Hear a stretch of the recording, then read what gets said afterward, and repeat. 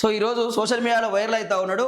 So CM Revanth రెడ్డికి బెదిరింపులు, రేవంత్ రెడ్డిని బలిస్తాం చందు జనసేన నాయకుడు. సో ఏం మాట్లాడుతున్నా అంటే ఈయన చందు అనే జనసేన నాయకుడు అమ్మతోడు అరే రేవంత్ రెడ్డి నిన్ను బలిస్తాం రా అని చెప్పి మాట్లాడిన వ్యక్తి ఇతను.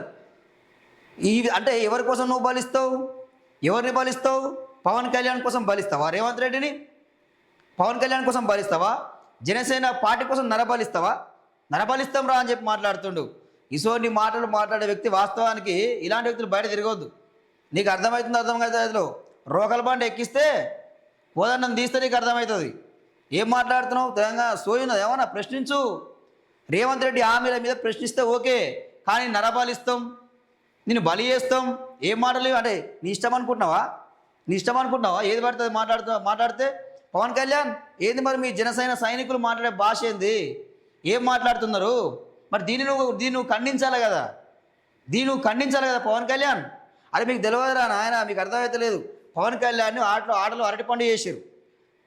పవన్ కళ్యాణ్ స్క్రిప్ట్ ప్రకారం వచ్చిన తెలంగాణకు, అక్కడ అమిత్ షా బీజేపీ పార్టీ నుంచి అమిత్ షా, టీడీపీ పార్టీ నుంచి ఇక్కడ చంద్రబాబు నాయుడు, మా కాంగ్రెస్ పార్టీ ముఖ్యమంత్రి రేవంత్ రెడ్డి, వీళ్ళు ముగ్గురు స్కెచ్చే పవన్ కళ్యాణ్ ఆయన డ్రామా.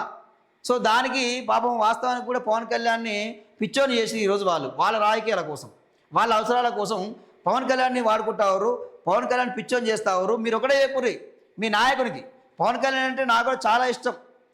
వాస్తవానికి కొన్ని విషయాల్లో వాస్తవం మాట్లాడతాడు, మంచిగా మాట్లాడతాడు. ఒక్కసారి మీ జన సైనికులందరూ కూడా పవన్ కళ్యాణ్కి ఒకటే చెప్పుర్రి, అన్నా ఒంటరిగా పోటీ చేయి, ఆంధ్రలో పోటీ చేయమను, తెలంగాణ చేయమను, తమిళనాడు చేయమను, కర్ణాటక చేయమను, దేశం మొత్తం చేయమని కూడా వద్దంటలేడు. కానీ ఇక్కడ విషయం ఏంటంటే సొంతంగా పోటీ చేయమను, ఒంటరిగా పోటీ చేయమని చెప్పి మీరు ఒకసారి మీ పవనానికి చెప్పురి.